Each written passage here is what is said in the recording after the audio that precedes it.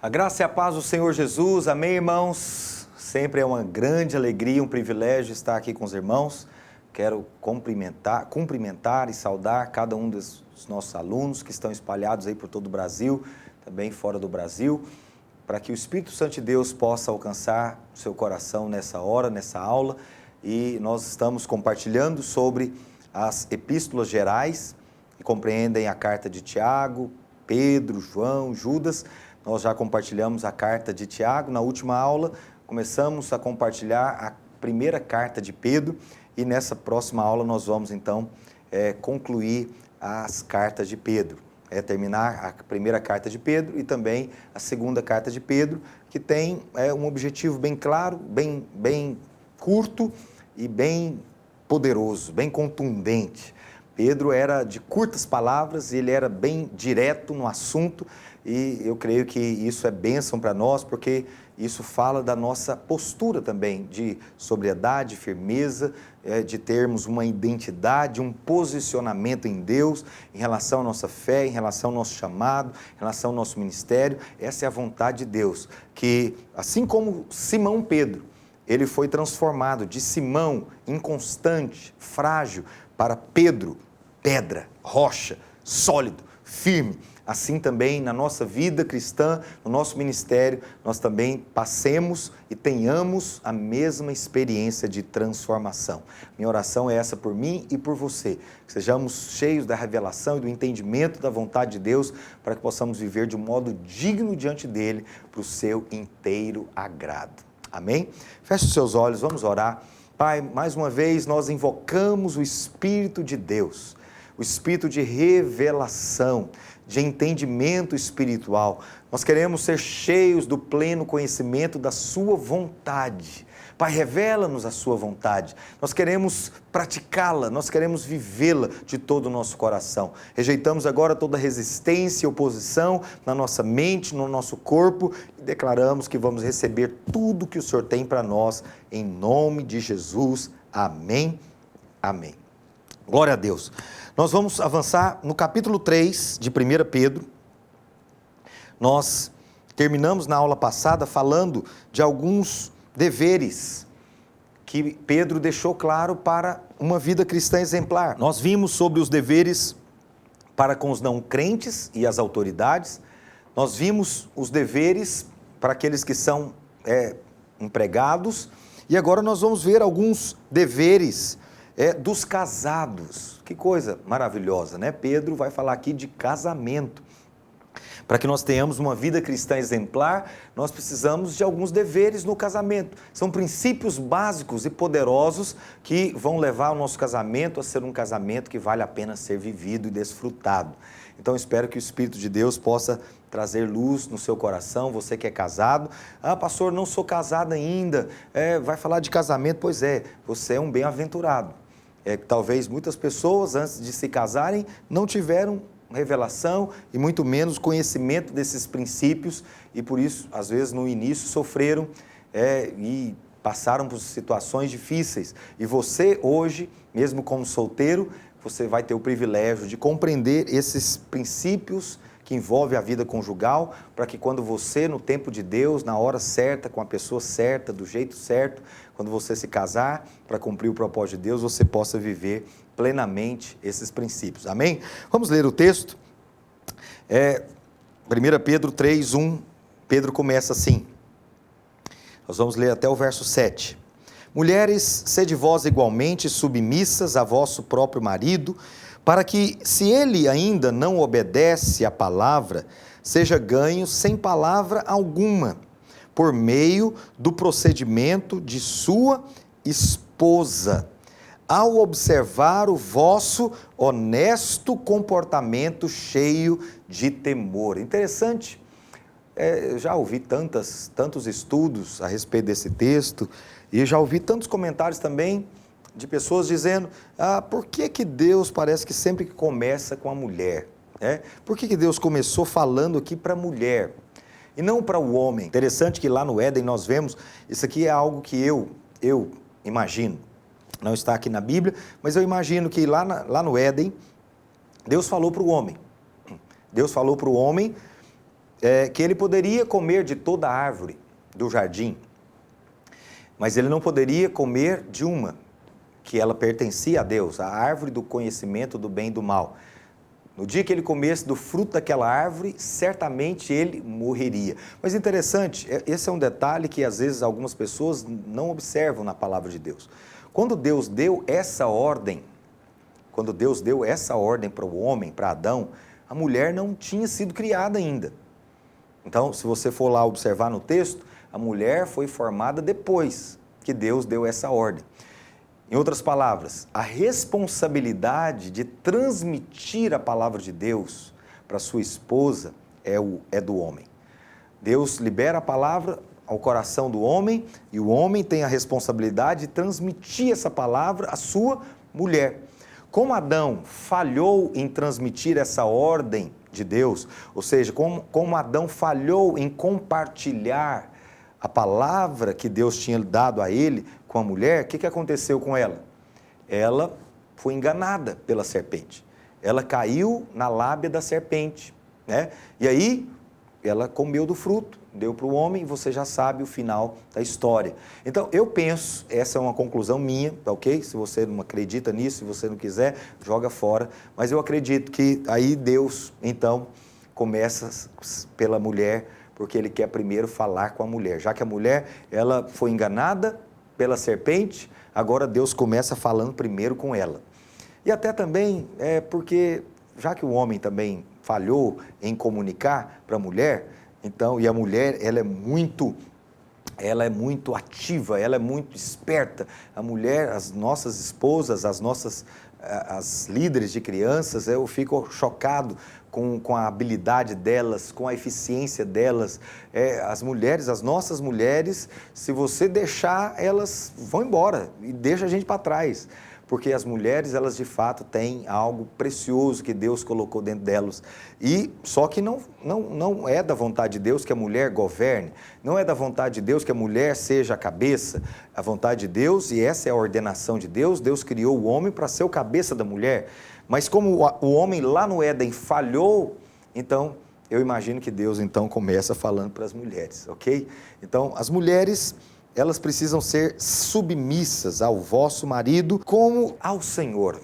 Você sabe, o princípio aqui da submissão é um princípio muito profundo, vai muito além desse princípio que às vezes você ouve no mundo ou ouve aí fora, que você só deve obedecer o marido que é perfeito, o marido que não falha, o marido que te ama. Não, a palavra diz claramente: mulheres, sede vós igualmente submissas a vosso próprio marido, para que, se ele ainda não obedece à palavra, seja ganho sem palavra alguma, por meio do procedimento de sua esposa.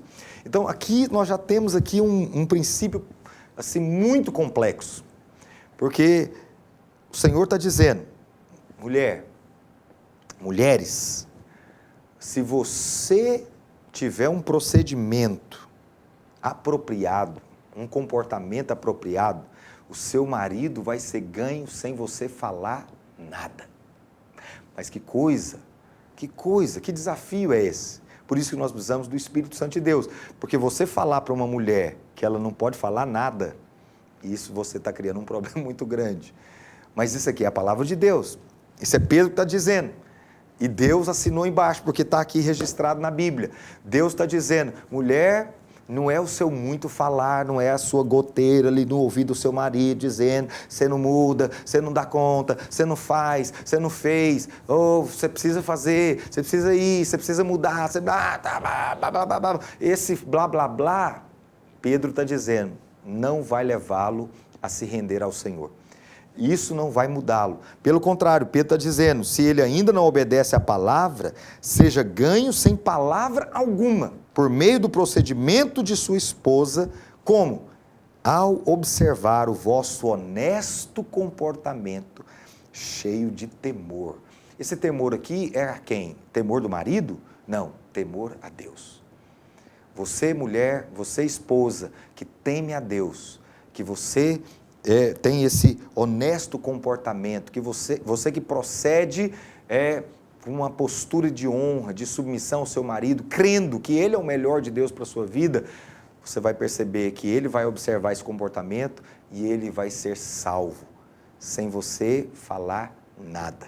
Isso é promessa da palavra de Deus. Quantas se apropriam pela fé em nome de Jesus? E ele continua dizendo, não seja o adorno da esposa o que é exterior, ou seja, não adianta ficar só preocupada com o frisado de cabelos, com adereços de ouro, com aparato de vestuário.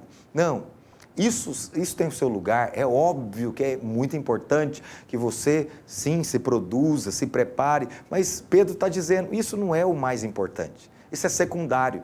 Não adianta ter todo esse aparato, esses adereços, se o interior não tiver alinhado com o coração de Deus. Ele diz no verso 4, seja porém o homem interior do coração unido ao incorruptível trajo de um espírito manso e tranquilo.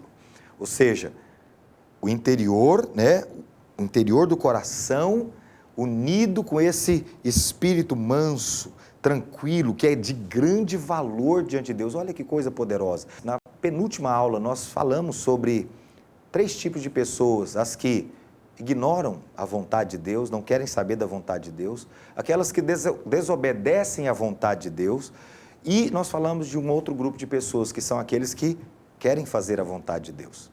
E aqui você vê claramente que a vontade de Deus está bem clara aqui. Aqui está diante de nós algo que tem muito valor diante de Deus. O quê? Uma mulher que tem um coração manso e tranquilo, que tem um espírito conectado com o coração de Deus. O interior dela é um interior que teme a Deus, que anda segundo a vontade de Deus, que preocupa-se com a vontade de Deus. E isso é que tem valor. Então, imagina uma mulher dessa, que interiormente tem essa característica. Aí, quando ela coloca os adereços, quando ela faz a escova no cabelo, quando ela coloca as joias, quando ela se produz, aí realmente é a obra completa. Mas o que adianta toda essa produção exterior se o coração for um coração mesquinho, avarento, rebelde, orgulhoso? Então, o coração é a chave, o coração é a fonte de todas as coisas. Então, mulheres, esposas, essa é a direção que Pedro está deixando bem claro para nós aqui na sua palavra. E aí ele diz no verso 5, pois foi assim também que a si mesmas se ataviaram outrora as santas mulheres que esperavam em Deus, estando submissas a seu próprio marido, como fazia Sara, que obedeceu a Abraão, chamando-lhe Senhor, da qual vós vos tornastes filhas, praticando o bem e não temendo perturbação alguma. Então, presta atenção, Sara, não há nenhum registro de que Sara chamou Abraão de Senhor. É interessante que aqui Pedro está dizendo, assim como fazia Sara, que obedeceu, chamando-lhe Senhor, mas ela falou Senhor lá dentro do coração dela. Interessante isso, porque o Senhor não está querendo que você fique chamando o seu marido de Senhor, não. Ele quer que no seu coração você o reconheça como cabeça, como líder, como aquele que foi colocado por Deus para ser cabeça sobre a sua vida. Não para ser um tirano, não para ser um ditador, nós vamos ver daqui a pouco, pode ficar tranquilo, espera, calma, nós vamos falar dos maridos também daqui a pouco. Então, é óbvio que o Senhor tem também uma responsabilidade, e no caso aqui é muito maior do que a sua mulher, da sua responsabilidade de mulher. A do homem é muito maior, porque aquele que veio primeiro, ele tem a maior responsabilidade. O Senhor deu a responsabilidade de ser o líder, o cabeça para o homem, então, obviamente, ele tem a maior responsabilidade. Mas isso, o erro dele, a falha dele, do homem, não justifica a rebeldia da mulher, não justifica a insubmissão da esposa. Porque aqui o Senhor está deixando bem clara que essas mulheres precisam ter como modelo essas mulheres de Deus que estão aqui na palavra do Senhor. Então, ela se tornou esse exemplo, né? Ela praticou o bem, ela não temeu perturbação alguma. E a promessa do Senhor, você, irmã, esposa, você, mulher, você já precisa profetizar isso e declarar: eu sou filha de Sara, eu sou abençoada, eu sou alegre, eu sou frutífera, eu sou filha da promessa também. Eu tenho essa mesma essência que Sara teve, para que você possa viver de maneira apropriada e de modo digno diante do Senhor no seu casamento. Agora vamos ver o que Pedro diz para os homens, para os maridos. Aleluia, né, irmãs? Aleluia. Então, maridos, aonde estão os maridos? Vós igualmente. Então, veja que Pedro está deixando bem claro que ele está trazendo uma palavra aqui para o casal, para os cônjuges. Ele começa falando primeiro para a mulher, mas ele vai dizer para o marido: vós igualmente vivei a vida comum do lar. Por que ele fala viver a vida comum do lar? Você sabe que até hoje tem homem que casou, mas ele quer viver como solteiro. Tem homens que se casaram, mas ele não vive a vida comum do lar. Você sabe, uma é a vida de solteiro, outra é a vida de casado. E, portanto, quando você se casa, você precisa viver a vida comum do lar. Você precisa viver com discernimento. Ele diz: tendo consideração para com a vossa mulher como parte mais frágil. Isso aqui é algo que nós, maridos, precisamos todos os dias pedir revelação ao Espírito Santo, porque às vezes a gente quer que a nossa esposa seja como nós, tenha a mesma estrutura que nós temos. A minha esposa brinca comigo, eu tenho 22 anos de casado, vamos fazer 23 anos de casados, e ela brinca comigo porque eu servi o exército, e às vezes, porque a gente aprende lá no quartel, a ter resistência, resiliência, suportar pressão, disciplina, e às vezes a gente viaja, e aí tem alguns desafios, acordar cedo, caminhar muito, a pé, com bagagem, aquela coisa, e às vezes eu vou e falo: e aí, vamos? E ela fala: calma, espera aí, eu não sou igual a você, eu sou a parte frágil da história. E aí eu falo: é verdade. Mas muitas vezes, no começo do casamento, no início do casamento, eu queria que ela me acompanhasse. Eu queria que ela estivesse do meu lado ali sem reclamar. Pura tolice. Por quê? Porque Pedro está deixando bem claro. Você, marido, precisa ter consideração com a sua esposa, com a sua mulher, porque ela é a parte mais frágil. Trate ela com dignidade. Com dignidade. Por quê? Ele diz: porque juntamente vocês são herdeiros da mesma graça de vida. Ou seja, quando o homem se casa, ele se torna uma só carne aos olhos de Deus. E, portanto, eles passam a ser, então, agora, juntamente herdeiros da mesma graça de vida, para que não se interrompam as vossas orações. Olha que coisa séria. Quando o marido, ele não considera a sua esposa, ele não vive a vida comum do lar, com discernimento, para perceber as necessidades da esposa, dos filhos, da casa, da estrutura. Quer dizer, ele precisa ter essa vida comum do lar. Eu costumo dizer que o homem ele precisa ter essa habilidade. Se ele não tem, ele pode pagar alguém para fazer, para trocar uma lâmpada, para arrumar uma encanação que está vazando, para arrumar uma energia que está ali com falha, trocar um chuveiro que está queimado. Ou seja, ele precisa viver essa vida comum do lar, com discernimento, para perceber o ambiente, guardar o ambiente da sua casa, e isso é fundamental para que as orações possam fluir. Pedro está dizendo: para que não se interrompam as vossas orações. Olha que coisa séria.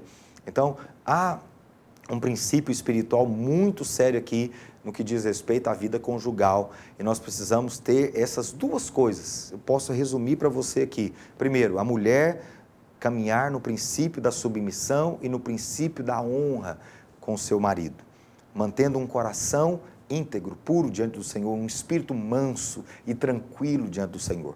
E o marido precisa viver a vida comum do lar com discernimento, considerando a sua esposa como a parte mais frágil, tendo consideração com ela, considerar, ou seja, não tomar decisões sem falar com ela, sem pedir a opinião dela. Tem maridos que simplesmente ignoram a esposa, acham que a esposa é só uma empregada para fazer comida, passar roupa e lavar roupa para ele e fazer sexo com ele. Não, a mulher foi criada para ser uma auxiliadora idônea, à altura. Você sabe, vou te dar um testemunho meu.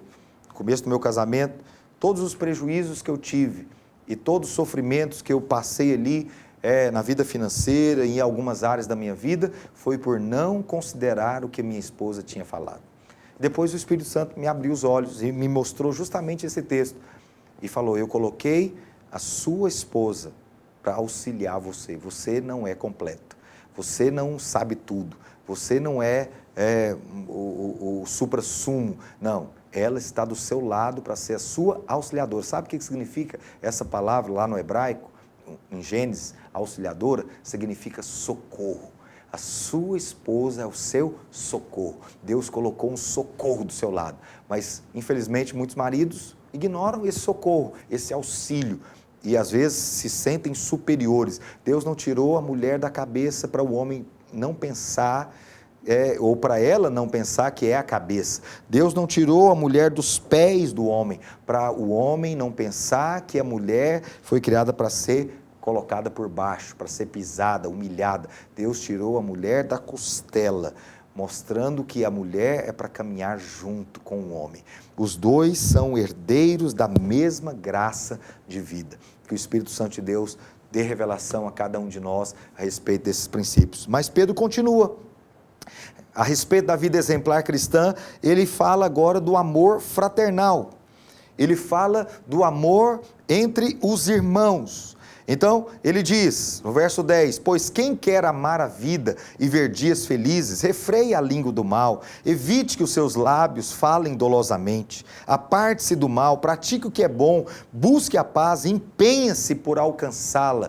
Ou seja, você tem que buscar essa paz, viver em paz com os irmãos, porque os olhos do Senhor repousam sobre os justos. E os seus ouvidos estão abertos às suas súplicas, mas o rosto do Senhor está contra aqueles que praticam males. Então, Pedro vai dizer claramente, irmãos, sejam todos de igual ânimo, compadecidos, fraternalmente amigos, misericordiosos, humildes. Isso está lá no verso 8, verso 9, não pagando mal por mal, ou injúria por injúria, antes pelo contrário, bem dizendo, para isto mesmo fostes chamados, a fim de receberdes bênção por herança. Então veja bem, essa aqui é a realidade que o Senhor deseja que nós como cristãos vivamos. É um desafio, você viver compadecido, de igual ânimo, misericordioso, com humildade, não pagando mal por mal, não pagando mal por injúria, antes pelo contrário, sendo benigno, bendizendo, manifestando o fruto do Espírito. Essa é a exortação de Pedro aqui para os irmãos. E aí ele vai então mostrar aqui sobre a longanimidade, que é o segundo exemplo de Cristo, que é a prática do bem com longanimidade. O que é a longanimidade? É um ânimo longo. Você demora a perder a cabeça, você demora a se desequilibrar, você não vai desequilibrar emocionalmente, você não vai perder a sobriedade, porque você tem longanimidade. Então, ele diz claramente, ora, quem é que vos há de maltratar, se fordes zelosos do que é bom? Mas ainda que venhais a sofrer por causa da justiça, bem-aventurados sois. Não vos amedronteis, portanto, com as suas ameaças. Nem fiqueis alarmados. Antes, santificai a Cristo, como Senhor, em vosso coração, estando sempre preparados para responder a todo aquele que vos pedir razão da esperança que há em vós. Então, ele diz claramente no verso 19, no qual também foi e pregou aos espíritos em prisão. Está falando aqui do Senhor Jesus. Ele diz que os quais no outro tempo foram desobedientes, quando a longanimidade de Deus aguardava nos dias de Noé. Então veja bem, o Senhor está aqui usando o exemplo de Cristo, que foi longânimo, que desceu lá no inferno, ele pregou lá na prisão, ele pregou aos espíritos caídos lá, que estão aprisionados na prisão. Isso aqui é algo que a nossa mente humana não consegue compreender e nem precisa, você nem deveria querer compreender essas coisas, porque não tem implicação prática nenhuma na nossa vida hoje, não vai edificar, não vai mudar nada na sua vida hoje, são mistérios que pertencem a Deus, mas isso aqui é só para mostrar o exemplo do Senhor, que teve longanimidade. Ele esperou que as pessoas se voltassem das trevas para a luz, ele esperou que as pessoas mudassem o seu vil comportamento, mas infelizmente não foi essa a realidade, porque lá nos dias de Noé, enquanto Noé preparava a arca, poucos a saber, só 8 pessoas foram salvas através da água, né? Então isso aqui é uma prefiguração do batismo, você sabe, Deus está salvando, a arca aponta para a igreja, então todas as vezes que você leva alguém a confessar Jesus como Senhor e Salvador, é como se ele estivesse entrando na arca. Então, a condenação vai vir, mas aqueles que estão dentro da arca, que é Cristo, a arca aponta para Cristo, a arca aponta para a igreja, para essa vida da igreja. Todos aqueles que estão na arca, eles não vão estar debaixo da condenação de Deus, da justa ira de Deus sobre os filhos da desobediência. Então, essa é a exortação de Pedro aqui, para que nós também sejamos longânimos, para que nós possamos também termos essa longanimidade para aqueles que nos perseguem, para aqueles que falam mal de nós. Ele diz aqui no verso 14, né? Mas ainda que venhais a sofrer por causa da justiça, bem-aventurados sois, não vos amedronteis, portanto, com as suas ameaças, nem fiqueis alarmados, antes santificai a Cristo como Senhor em vosso coração, estando sempre preparados para responder a todo aquele que vos pedir razão da esperança que há em vós. Então, olha que coisa poderosa. Verso 16 ele diz, fazendo todavia com mansidão e temor, com boa consciência, de modo que naquilo em que falam contra vós outros, fiquem envergonhados os que difamam o vosso bom procedimento em Cristo. Olha que coisa tremenda. Quando você age com mansidão e temor, com boa consciência, de modo que naquilo que eles vão falar contra você, eles vão ficar envergonhados. Eles vão ficar literalmente com a cara no chão de vergonha por perceberem o seu procedimento nobre na presença de Deus. Olha que diz, continuando no verso 17, ele diz, porque se for da vontade de Deus, é melhor que sofrais por praticardes o que é bom, do que praticando o mal.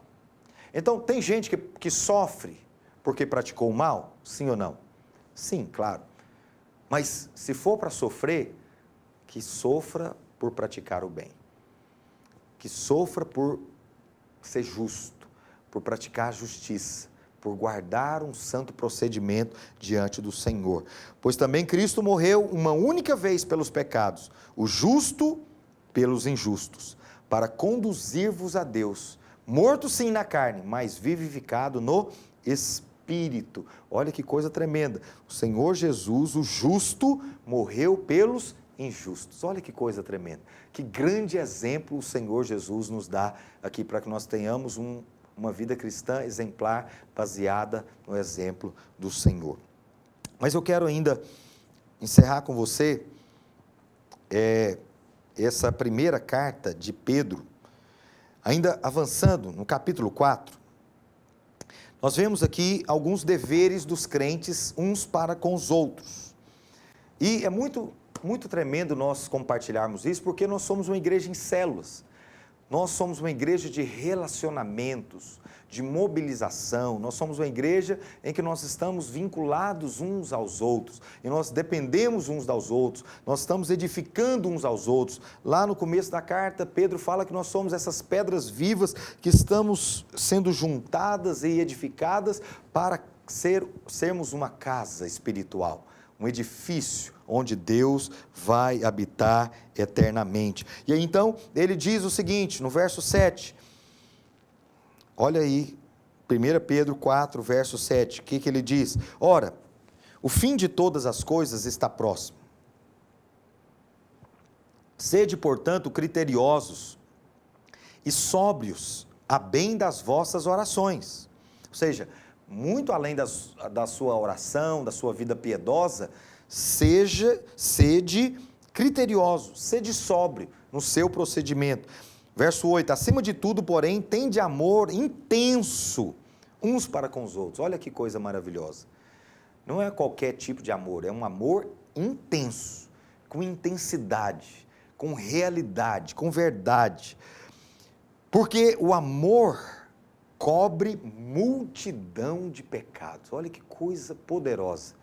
Você sabe, talvez você não conheça a vida pessoal do seu irmão, a vida íntima dele, mas se você manifestar esse intenso amor na vida dele, com certeza esse amor vai cobrir multidão de pecados.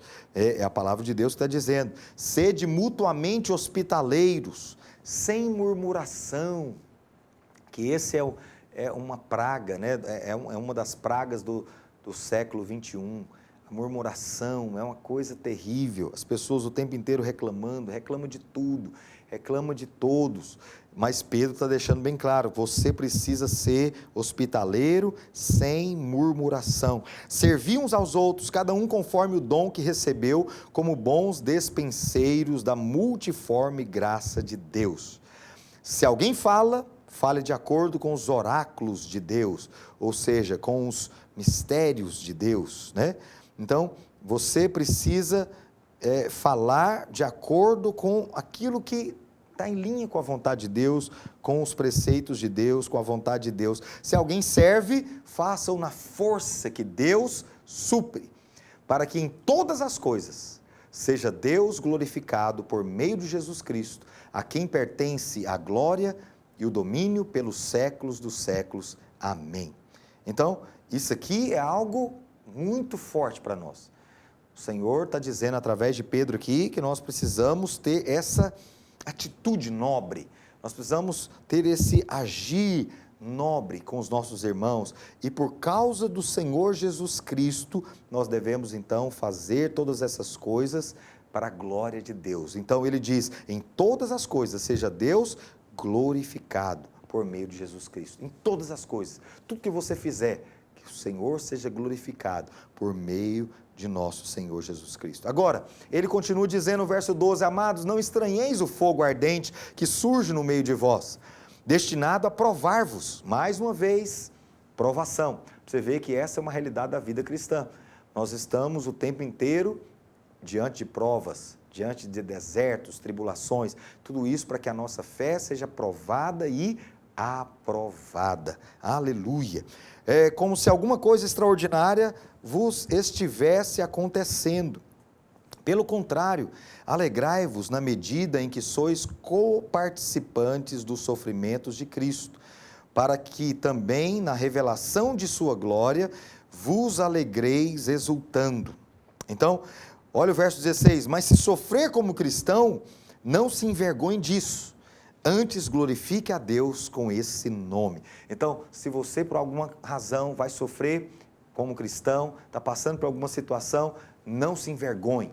Não se envergonhe, erga a cabeça, continue declarando: eu sou filho amado, eu sou cuidado pelo poder de Deus, eu sou guardado pelo poder de Deus, e eu sei que essa tribulação é momentânea, é leve e ela é por breve tempo.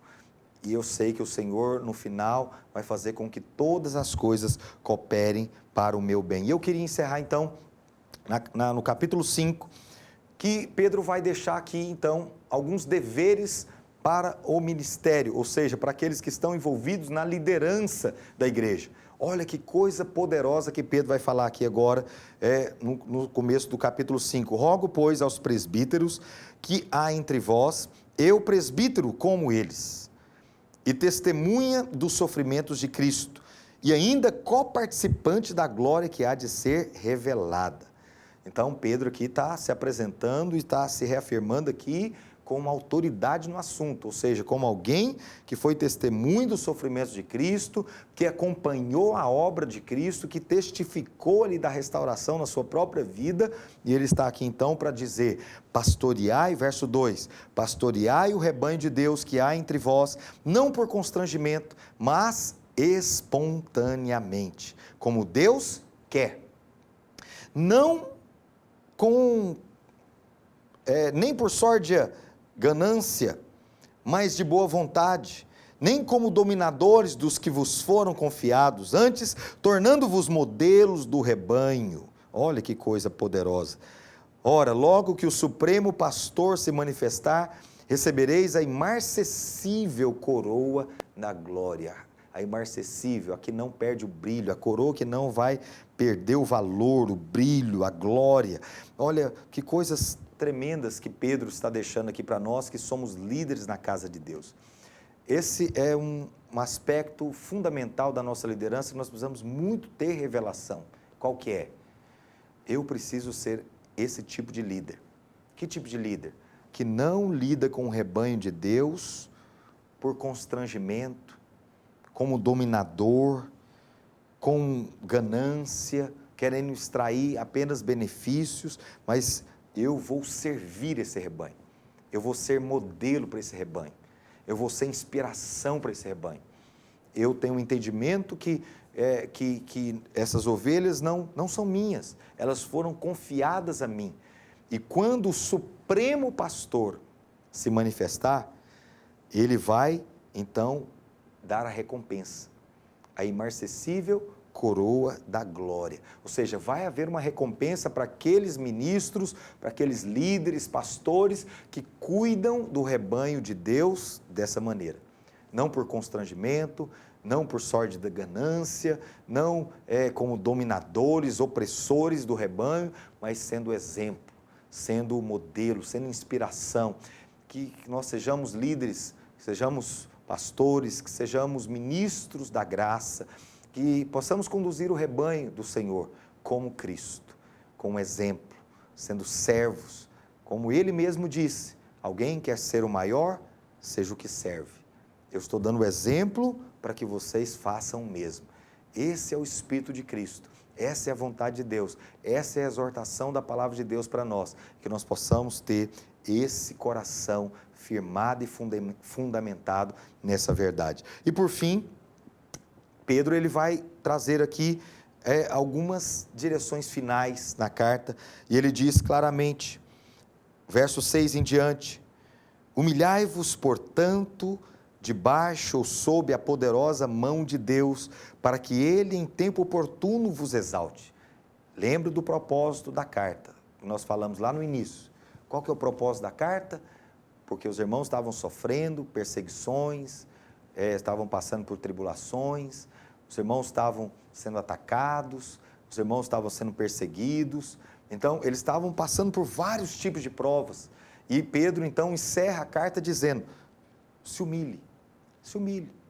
Você está passando por alguma situação assim na sua vida, talvez no seu casamento, no seu trabalho, no seu ministério, na sua liderança, a palavra do Senhor para você é, humilhe-se, humilhe-se sob a poderosa mão de Deus, para que Ele, no tempo oportuno, no seu devido tempo, Ele te exalte. Verso 7 continua dizendo, lançando sobre Ele toda a vossa ansiedade. Se tem algo que está roubando a sua paz, tirando a sua alegria, coloque diante dele a sua ansiedade, porque Ele tem cuidado de você. Ele tem cuidado de você. Sede sóbrios e vigilantes. O diabo, vosso adversário, anda em derredor, como leão que ruge, procurando alguém para devorar. Resisti-lhe firmes na fé, certos de que sofrimentos iguais aos vossos estão se cumprindo na vossa irmandade espalhada pelo mundo. Olha que coisa poderosa. Se humilhe, se entregue a Deus, fique firme na fé. Se é resistência espiritual, resista firme, que o diabo vai fugir de você. Mas se são provações que Deus está permitindo na sua vida, se humilhe debaixo da poderosa mão de Deus, porque a promessa é, ora, o Deus de toda graça, de todo favor imerecido, que em Cristo vos chamou à sua eterna glória, depois de terdes sofrido por um pouco, Ele mesmo vos há de aperfeiçoar, firmar, fortificar e fundamentar. Aleluia! A Ele seja o domínio pelos séculos dos séculos. Amém e amém. Que o Espírito Santo de Deus conceda-nos favor, graça, para vivermos uma vida cristã exemplar, como Pedro está nos exortando, em todas as áreas da nossa vida, no que tange ao nosso trabalho secular, ao nosso ministério, no nosso relacionamento com os irmãos, com os ímpios, com os de fora, com as autoridades, no nosso casamento, em todos os aspectos. Nosso coração esteja firmado nele, fundamentado nele, e que nós possamos viver de modo digno dele para o seu inteiro agrado. Que o Senhor te abençoe, em nome de Jesus.